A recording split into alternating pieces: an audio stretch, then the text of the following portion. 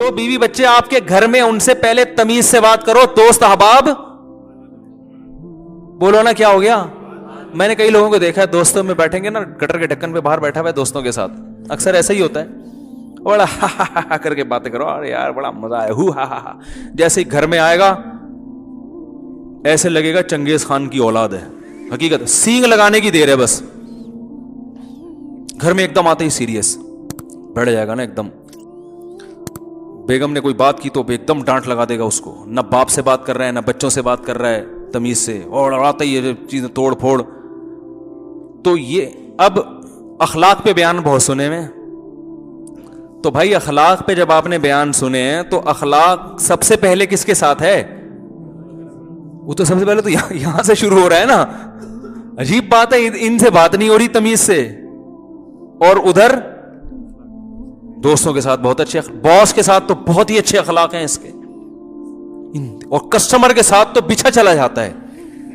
Customer آ جائے نا، دیکھو نا آپ دکان کے قریب سے گزر رہے ہو تو وہ دکاندار کیسے بلاتے ہیں؟ ہاں بھائی صوفی صاحب. جس کو دیکھے گا نا ڈیزائن کا اسی حساب سے بلائے گا اس کو. مجھے دیکھے بولے ہاں بھائی صوفی صاحب. کوئی خاتون گئے، ہاں جی باجی باجی باجی باجی کرنا شروع کر. آنٹی آنٹی نہیں بولے گا کبھی بھی، آنٹی کبھی نہیں بولے گا. باجی، بہن، سسٹر گزرنے نہیں دیں گے. آئیے بیٹھیے تو صحیح، بیٹھے تو صحیح. پھر ایک دم تھان کے تھان نکال کے کپڑے کے، وہ ساری دکان آدمی ویسے ہی نفسیاتی ہو جاتا ہے، یار یہ لپیٹے گا کیسے. آپ بول رہے ہو بھائی ابھی نہیں کھول یار، تو اتنے تھان نہیں کھول، مجھے نہیں چاہیے. کہہ رہے کوئی مسئلہ نہیں، یہ بھی آپ لے وہ والا نیلا والا لے کر، نیلا والا. کہہ رہے مولوی صاحب کو میں نے دیکھا ہے یوٹیوب پہ نیلے کپڑے بھی پہنتے ہیں، وہ نیلا والا لے کر نیلا تھان کھول دے گا. ایسے وہ پیلا والا لے کر آف وائٹ، وہ آف وائٹ لے کر وہ آف وائٹ والا کھول دیا. یہ امپریشن ڈالتے ہیں نا، ساری دکان کھول کے رکھ دیا آپ کے سامنے. اب بھائی ہم جیسا آدمی تو شرمندہ ہو جاتا ہے، یار اب ہم اٹھ کے جائیں کس موڈ سے یار. بولے گا مجھے لگتا ہے اب میں جاؤں گا تو بولے گا تمہارا باپ اس کو لپیٹے گا. مجھے یہ لگ رہا ہوتا ہے اب اگر میں نے نہیں خریدا اور میں چلا گیا تو یہ پیچھے سے بولے گا مصعب یہ تمہارا باپ خریدے گا، یہ تو میں نے تھان کھول کے رکھے ہیں. یہی کیفیت ہوتی کہ نہیں ہوتی؟ تو کسٹمر کے ساتھ بھی اچھے اخلاق رکھیں، منع نہیں کر رہے، ٹھیک ہے نا. چائے بھی پلائیں اس کو، لیکن اس چائے میں جو ہے نا وہ والی چائے نہیں ہے. اس میں تو یہ ہے کہ یار 5 روپے اس پہ خرچ کر لو، اگر اس چائے کے بہانے یہ اتنے میٹر کپڑا خرید لے گا تو کوئی یہ چائے کوئی مہنگی نہیں پڑے گی. تو سب سے پہلے اخلاق کس کے حدیث میں آتا ہے؟ آپ صلی اللہ علیہ وسلم جب گھر میں داخل ہوتے مسکراتے چہرے کے ساتھ.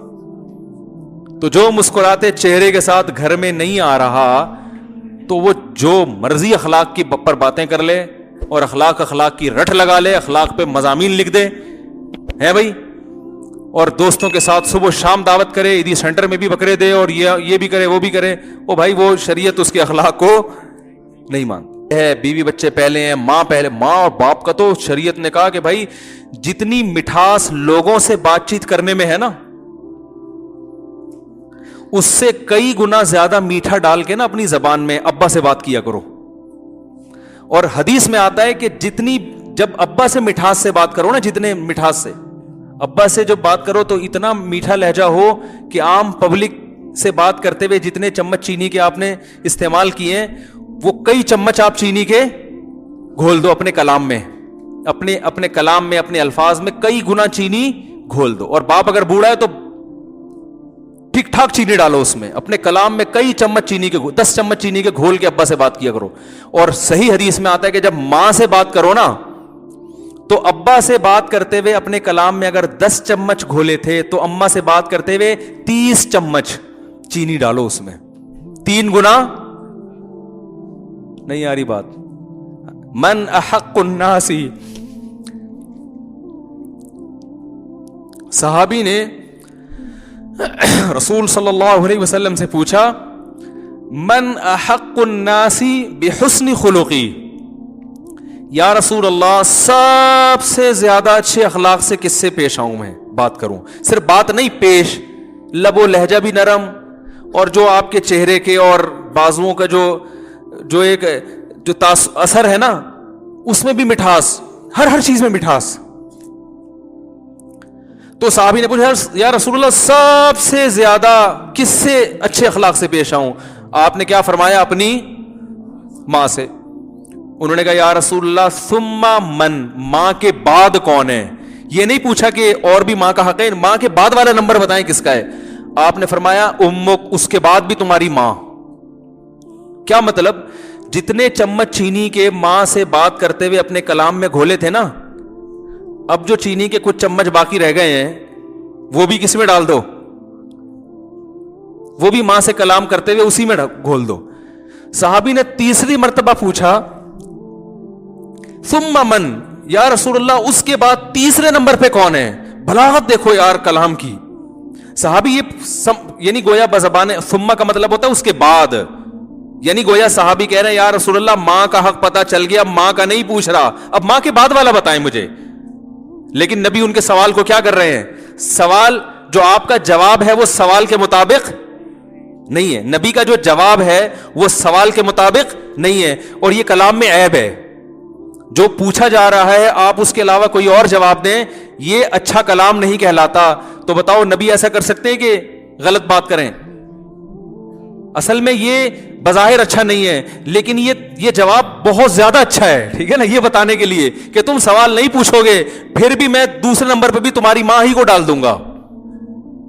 تو صحابی نے پوچھا یا رسول اللہ دوسرے نمبر پہ سب سے زیادہ اچھے اخلاق سے کس سے پیش آؤں؟ آپ صلی اللہ علیہ وسلم نے فرمایا امک, دوسرے نمبر پر بھی کون ہے؟ ماں.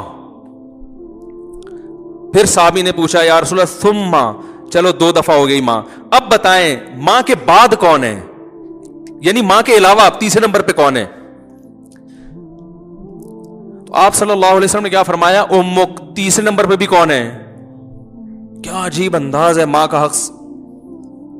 تو ماں سے جب بات کرے نا بچھ جائے انسان, بہت میٹھا لہجہ, بہت میٹھا لہجہ. پھر صحابی نے پوچھا یا رسول اللہ ثم من, اس کے بعد فرمایا دوست نہیں, ایئر ہوسٹس نہیں, باس نہیں, گرل فرینڈ نہیں. فرمایا اس کے بعد چوتھے نمبر پہ کون ہے؟ ابوک.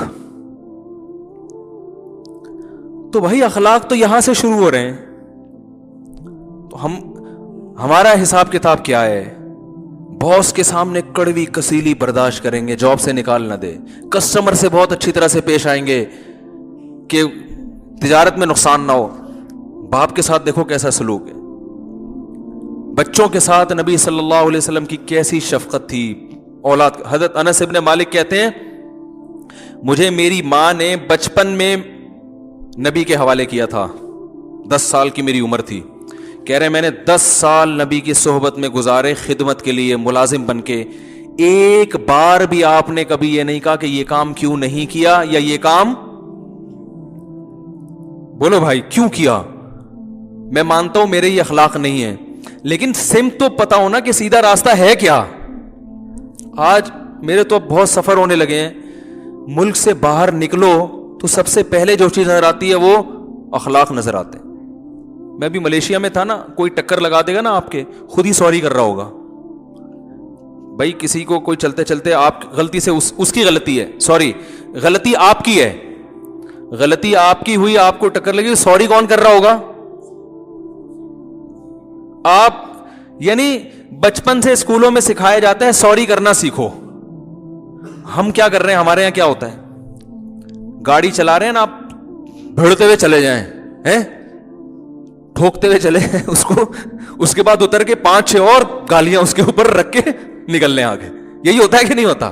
دھونس جمانے کے لیے نا. تو اب دنیا کے سامنے جو امیج جائے گا کہ پاکستان ایک اسلامی ملک ہے, یہی جائے گا نا. نمازوں میں مسجدیں کیا ہوتی ہیں؟ بھری ہوئی ہوتی ہیں. رمضان میں تراویح سے مسجدیں بھری ہوئی, زکوٰۃ صدقات بہت ہے, بات کرنے کی تمیز, یہ امیج جاتا ہے نا دنیا کے سامنے. انگریز اتنے صدقات و خیرات نہیں کرتے, انگریز نہیں کرتے. میں پھر بھی کہتا ہوں ہم ان سے کروڑا گنا اچھے ہیں, کیونکہ ہم بہت تمیز سے بات نہیں کرتے, لیکن بہت سارے کام انسانیت کی خدمت کے ان سے زیادہ کر رہے ہوتے ہیں. لیکن جو میسج دنیا کے وہ اس کو ہمارے صدقے تھوڑی نظر آتے ہیں. او بھائی آپ کسی سے ملے, کسی یتیم نے کیا کیا, آپ سے تھوڑی بدتمیز بات کی, آپ نے 2 تھپڑ لگا دیا اس کے کھینچ کے. لیکن 20 یتیم ایسے ہیں جن کی آپ خود کفالت کر رہے ہو, ان کو پال پوس کے بڑا کر رہے ہو, ان کو کھلا رہے ہو, تو 2 تھپڑ لگائے غلط کیے, لیکن وہ 10 مسکینوں کی جو خدمت کر رہے ہو وہ بڑی نیکی ہے نا. وہ کام آئے گی. لیکن دنیا کے سامنے وہ 10 نہیں آ رہے